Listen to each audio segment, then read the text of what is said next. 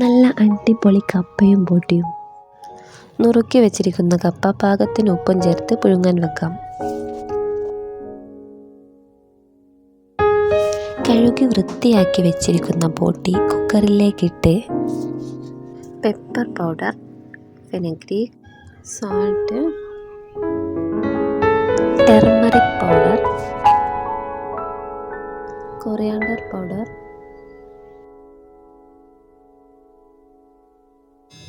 Crush ചെയ്ത ginger, garlic, chilli powder ഇതെല്ലാം ചേർത്ത് പാകത്തിന് വെള്ളവും ഒഴിച്ച് വേവനുസരിച്ച് കുക്കർ വിസിലടുപ്പിക്കാം.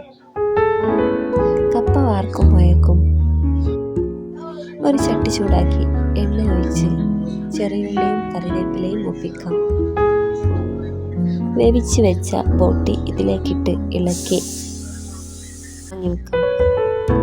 ഒരു രക്ഷയില്ല, അടിപൊളി അതിന് രസമുണ്ട്.